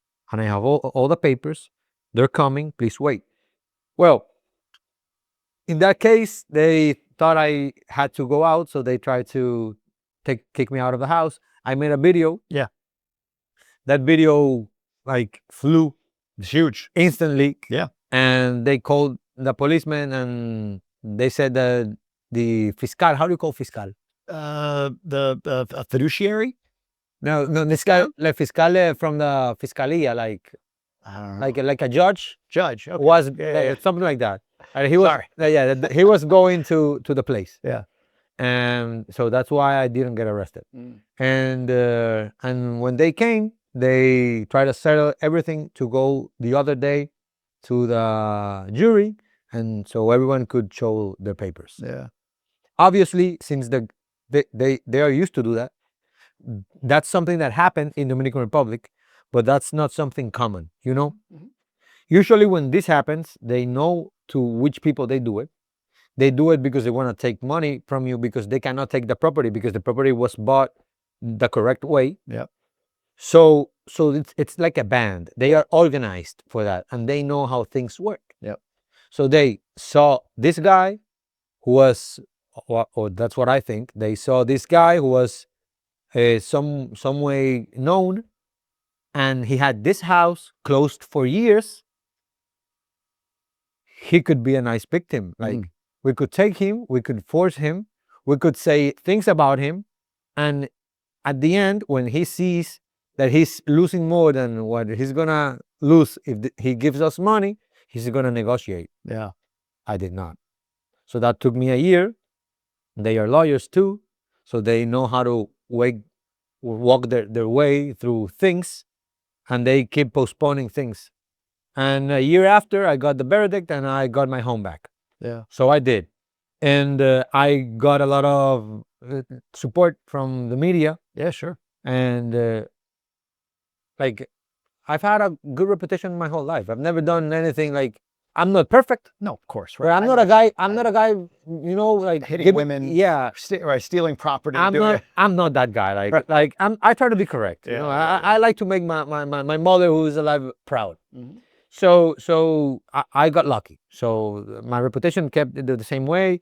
And people noticed that they were lying. They didn't even, like, their stories didn't coincide, you know. It's, yeah, of course. It's pretty stupid, everything. When it happened though, was there did you notice, whether it was comments or whatever, anybody that was like, I knew it. I knew this guy was off. I knew that this guy, Gary, was a piece of garbage. Did you get a lot of that? Not a lot, but did you get some of that? Yeah, there were some small TV shows saying that, it comes out finally. Yeah, we always knew. We always knew that guy. You cannot be that correct. Yes. Everyone has its shadow. Right. He's a property stealer. Yeah. Yeah, I heard That's the hard part, man. Like, I wanted to ask, so I had on a smaller scale, a friend of mine in Punta Cana reached out to me and said, hey, there's a WhatsApp community of, I think it was like African-American expats. So Black American expats. Somebody in there said that in your video, you used the N-word. You know, the N-word in, yeah, not a good word. And I was like, what? Like, where? Show me all of this. But they sent me the conversation. And the initial reaction to that conversation was like, I always knew that. I'm unfollowing. Oh my God, this guy's awful, blah, blah, blah, blah. Oh, I always liked him. I hate hearing this. I'm unfollowing. I was like, wait a second. You know, tens of thousands of people watch my videos. And this was apparently 18 months before. So I said the word in a video a year and a half ago. One person noticed and is only talking about it now. Like tens of thousands of people watch my stuff. And everyone followed. Right. So I did because it's a negative thing. Right. Everyone followed. And so I did a video for that group like, hey, everyone, I'm sickened by this accusation. That's never a word. I don't use that word. It's not a word in my vocabulary. It's not a word that I use. You know what I mean? So on a day-to-day or anyway or whatever. And, you know, in the end, I got defense, I guess. Most people kind of came to their mind, but I still got a comment. A word around here is you like to drop the N word. And I'm like, yeah, word around here is you're an idiot. Yeah. Right? Like kind of my thing. Yeah, but when you make content, you have to wear an armor. Yes. Like you have to make sure that any type of comment won't be able to harm you. Because you're exposing yourself every day. You know what I'm learning though? And you tell me, the way that I'm learning to not allow a comment to harm me, because I even had a guy do a video about me when I had an opinion about, not an opinion, I didn't even have an opinion. I had expressed 2 small opinions or reactions to the process of the Jet Set nightclub collapse. And another person did a video just like, you know, starting with like, I don't think he should have this. I don't think he has the right to have this opinion as a non-Dominican, which, okay, you can Well, feel you live that. here. My kids are growing up Dominican. I always say that like this other person has no kids, whatever. And then the other part of it was but it went further into like, yeah, and you got to watch this guy. He's just a grifter on the internet. Look at the links. The links like referrals. People ask me for a lawyer, for a realtor. It's like, yeah, sure. I mean, I can refer you. And of course, like I'm going to capitalize on that, right? I'm going to make a living off of all this work that I do to create content. But I even did a reaction to that reaction. I got so annoyed and mad. But the way I'm learning to not get so dragged down by the bad comments is to not be dragged up by the good comments. Does that make sense? Yeah. Like I used to be like, oh, I'm so cool, right? All this. So when somebody said something bad, it was almost like you're hurting my identity. Yeah. And I'm learning as a creator to not get so like, you know, those that love you, yeah, they love you for now. And these people that thought I said the N-word, they loved me right until that moment. Then they hated me. Yeah. Just like that. Yeah. So I don't get too high on the love. I don't get too low on the hate. That's what I'm learning. Is that kind of I don't know. My approach is never get upset. If you get upset, you lose. Yeah. It's like, It's the New Yorker in me, man. yeah, It's the New Yorker. I know. And it's very Caribbean too, to get mad when people say something. Yeah, but right. I'm just used to it. Like, I just think that I'm not going to be liked by everyone. Yeah. And as I do have an opinion of anything, they could have an opinion of me. So I don't know. I just don't pay attention to bad things. Yeah. Yeah. Obviously, there are things that you should take.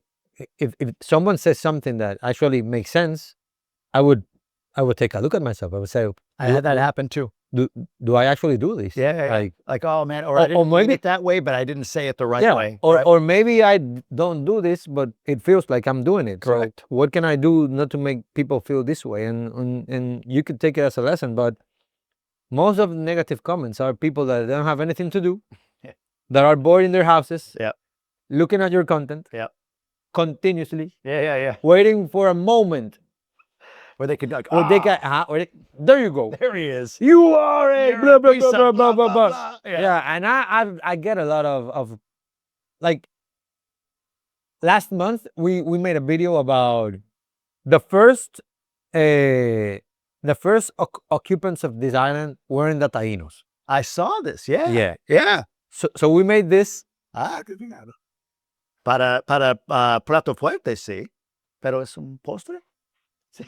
There it is. I'm done. You? Are you good? Yeah, I'm good. Good. Gracias.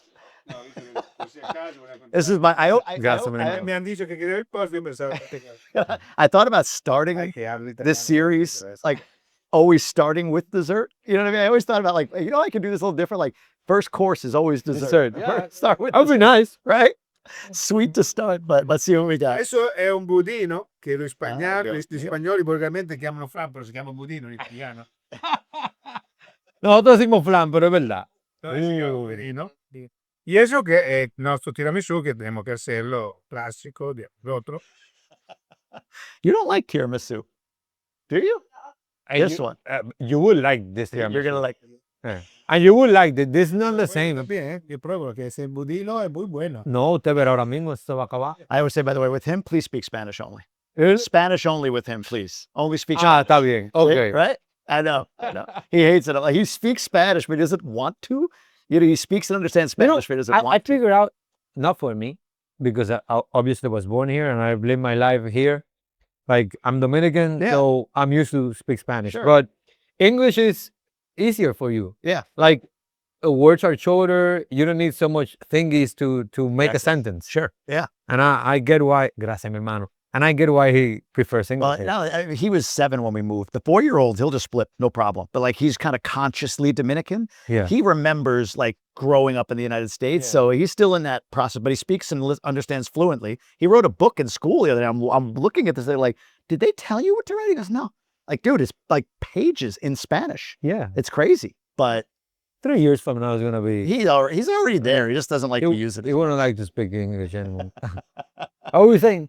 We were talking about, oh man, I had it remembered too. We were talking about, well, let's just dive into this first. Hold on. I'm distracted by the sweets. You know, this is so good.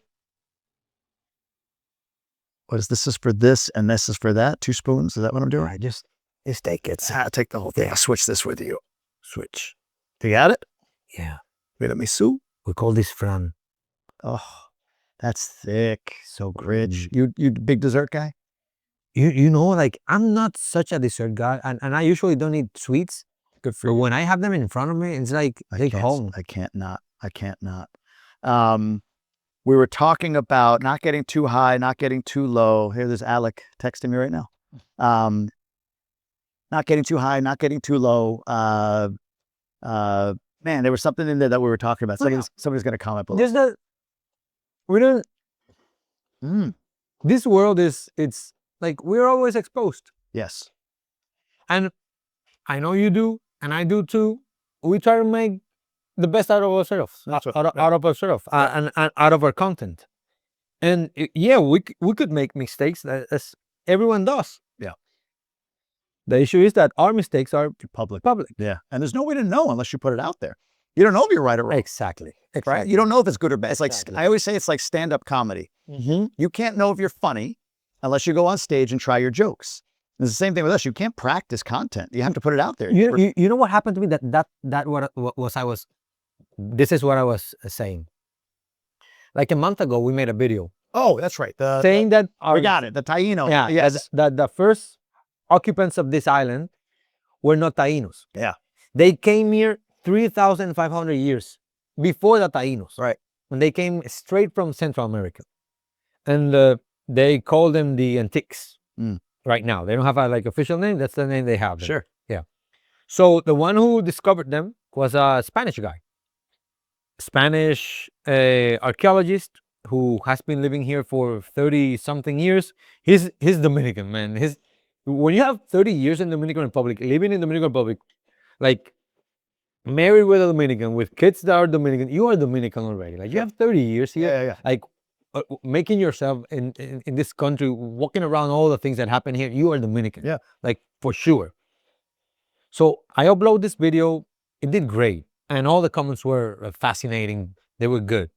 But someone just wrote something that caught my attention. But something like, oh, here we have this Spanish guy, archaeologist, and this Spanish descendant talking about our indigenous people in Dominican Republic.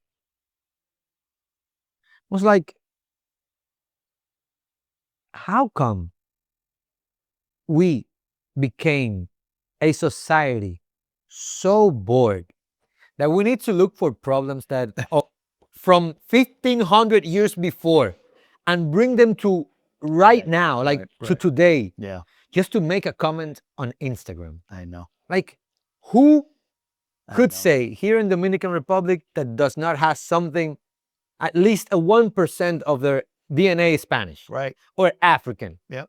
or indigenous. Like we in the Caribbean, like I understand why that happens in the United States because that's a first world country, and in first world countries you have first world problems. Yes.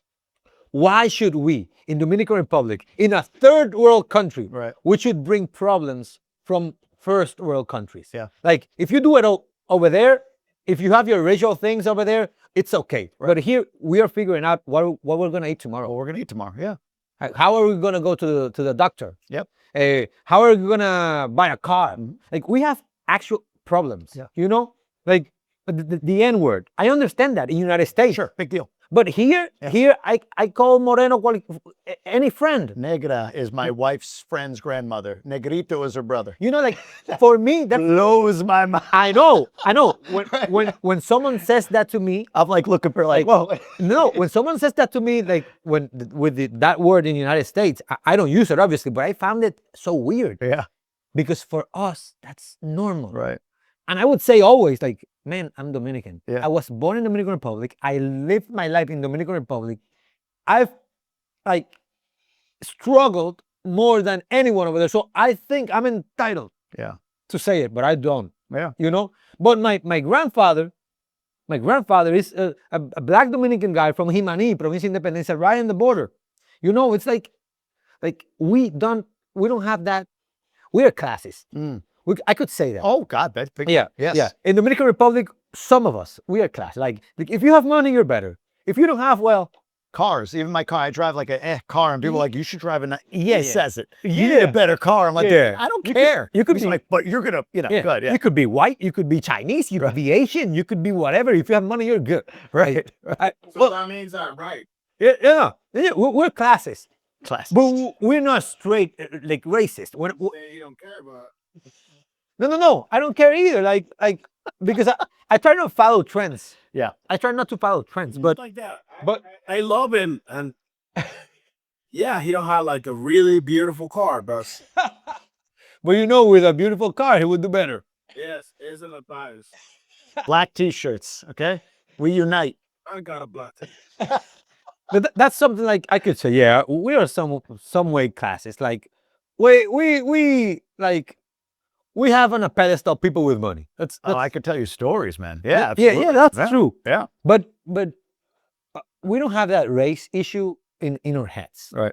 Like so when I do content and I'm showing like Dominican atabales, like palo music, that comes straight from Africa. Yeah. If you say a comment like that's Haitian, or that's African, like man, it doesn't matter. It's Right. part of our culture right now, and it came straight from Africa. And we had Africans here in Dominican Republic almost 100 and something, almost 200 years before the other side of the island. You Sure. know, like the African heritage actually started in this side. Yeah. So I'm not thinking if this is going to be a racially bad or explicit for Charged, we'll say, racially charged. Yeah, racially charged for some viewers, Yeah. but for us Dominicans, like, man, we have other issues. Yeah. It's culture. We acknowledge it. We celebrate it if we wanted to. If we don't like it, we just skip the page. Right. But that whole speech about it, we are not there yet. Yeah. No. And when someone talks about it and tells me something about it, I just say, man, let's wait. We are a first world country, and then we figure that out. Like right now, our rights, the rights we need to be fighting for are food and medical, you know, like and doctors and hospitals. That's our issue now.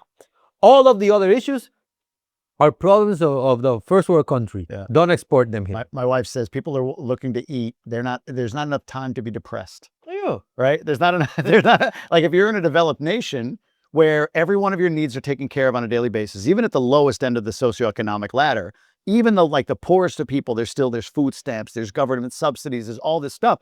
Like you can worry about how do I feel? How do I think? But in a country like this where many people, like I see kids my son's age cleaning windshields at noon, 12 o'clock on a Tuesday, right? When they should be in school, but They're just looking to, I got to earn some money for my family. We got to, you know, make a living or whatever. So yeah, I mean, that exists. And we're not saying that depression does not exist in Dominican Republic. It does, Yeah, but it's no, not a main issue Correct. like other countries, because we here have a lot of things going on. Exactly. Yeah. And like that's my approach to it, to that problem. Yep. And that's my approach to all the racial speeches. Yeah. And that's my approach to all the gender thing speeches. It's like, okay, I understand all of them. Yeah. But we just need to focus on third world country problems right now. Yeah. In the future, we'll see. You know, that's how I like to see it, because we tend to overcomplicate problems, and we live in such a small country, and with so many resources, so we should figure out how to make it work. Yeah. For everyone who's living here, for citizens, for foreigners, for everyone. Like, how do we build this country and make it work with all the things we have, good and bad? Yeah. The other stuff, it's just secondary. I love that. I love that. Do you want to geek out on YouTube for a second? Yeah. And we'll finish up with this because I love this topic. How are you defining success on YouTube today? Is it a metric that you're tracking? Is it like, how are you defining success on YouTube? It's so hard. It's a hard question. I know. That's why I wanted to ask you. Like, Because I'm working on this. no, Right? like a year from now, YouTube has changed a lot. So much, man. Like it's gone from long to short focus. Even the compression of long options on the homepage. is Yeah, and shorts don't pay. And Shorts don't pay And it's anything. ridiculous. Like, why are you doing this to me? Like, like, yeah. and people don't follow, like subscribe like they did before. It's like, Subscribe almost has become like you have to earn it. Like they feel like they're spending money when they do it. yeah, I beg for it. Hey, subscribe. Yes, This please. channel, all Please. the channels down below. Subscribe. Yeah, we appreciate it. Yes. I know it feels unnatural, but we appreciate It's it. true, man. It's And like- our video is gonna pop up anyways. yes. Like if you do or That's a not. good point, right? Yeah. It's not even about the subscriber. Yeah. But it gives us credibility to outside sources, Of right? course, yeah. Brands or whatever. Brands look at them. Yeah. And it's ridiculous. But because- it has nothing to do with what they see. no, Just because you subscribe, you don't see that thing, Yeah. right? Yeah. it's like, it's more interest oriented right now. Yes. Yes. And I don't know. Like, every day I'm learning something new. Yeah. You know, like social media has been changing quite fast. With AI now, it's changing even faster. Yeah. And I have 38 years. So I feel like right now, I'm staying back. Like I'm not capable of like to keep on time with all the things that are happening. No. Oh God, no. Like it's so difficult. Like every Yes, day yes. there's something new I have to learn, and I'm tired, man. I'm like, There's a new trend. There's a new way. Second channel strategy Yeah, is now a big thing. uh-huh. Right? It's like how come? Like I have my hands and my feet full already. Like I cannot even think about it. Yeah. I'm going crazy right now. Why are you changing things again? right. Like, don't you think of us, the creators? Don't you think about this is our living, this is our life, Yeah. and you're making us like have a master degree every 6 months. It's a really good point. So like right now, if I'm forgetting all of that, what is your core focus when you're thinking, I mean, your content has to be good, right? That's a given, right? You got to have good content, viewable, you have the beginning, the hook, everything. But like, are you focused on view duration? Are you focused on packaging? Are you focused on like, where are you?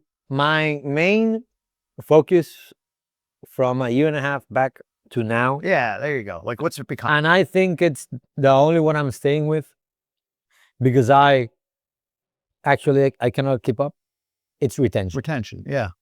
Retention is my metric. What's your metric on that? How do you measure retention? I'm almost always between 48 and 55%. By what? The end. 40 and 55% of the Of video retention, yeah. of viewers retained by the end of the video.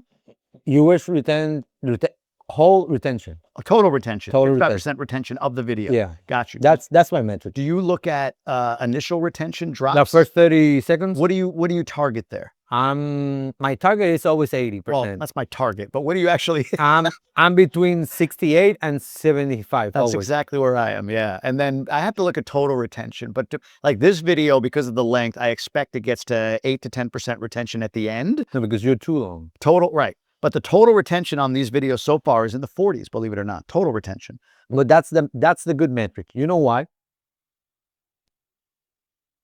People that stays and people that goes, they found something on your video. Yep. I'm good with that. Yeah. If you found something and at the end of the video you just skipped, it's okay because you learned something. You got what you need. Yeah. I gave you something. Yep. So my first 30 seconds are important because I know if I don't catch you, you won't see the rest of the video. Yep. But the final retention for me, it's I don't need it. Yeah. I just want my total retention to be good. If it's 55%. over 48 or over 50%, I'm fine. Yeah. And if my starting retention is over 70% or near 70%, I'm fine. Yeah. I'm good. I just want it there. Everything else, like money, views, like that's secondary. Yeah, sure.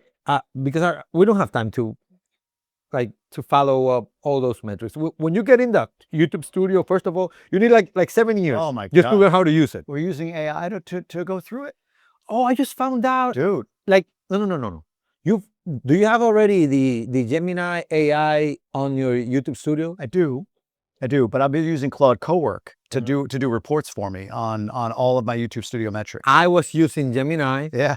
But now thank God, like they put it right on your Yeah, YouTube studio. Link right inside. Yeah. And it works perfect. Does it? I got to try it. I haven't tried it yet. Crazy. Yeah? You say, what did I did wrong in the last video?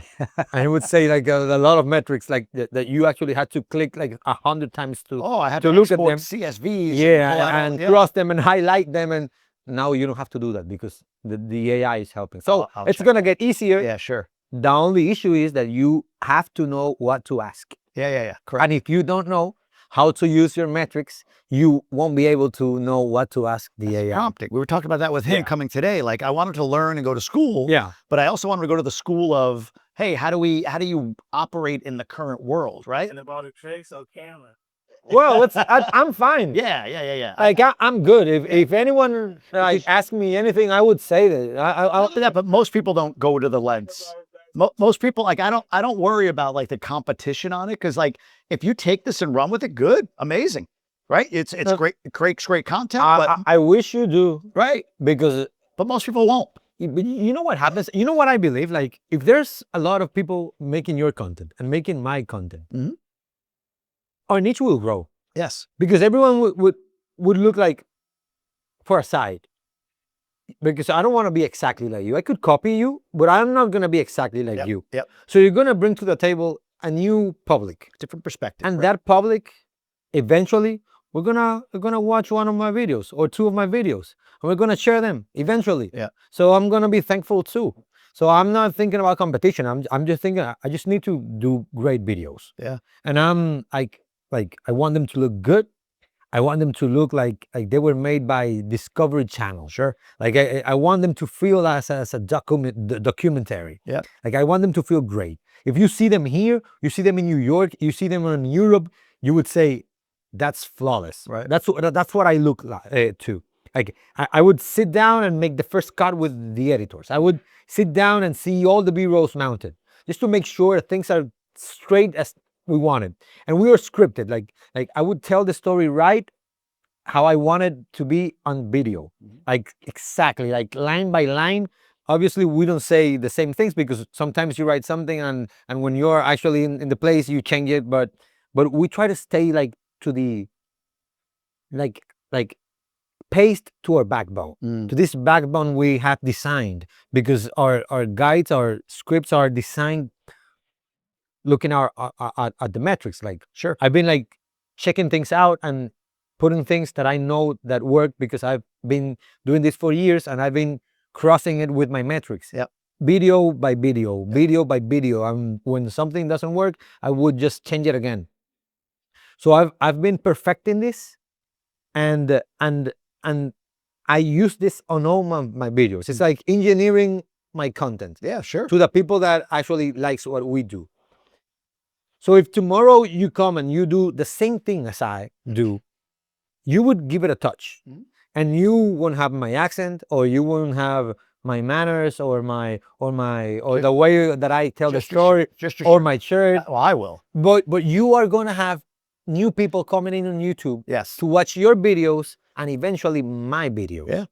So I just want to, when you see my videos, I just want you to see them and say, oh, I don't believe that guy in Dominican Republic with less resources than anyone is doing this video so great. Right. So that's just what I aim to. And if money comes, it's good. Yeah. If it doesn't, well, it's bad. Right. Right. But I'm not sitting here like waiting. This month I want to make $10,000.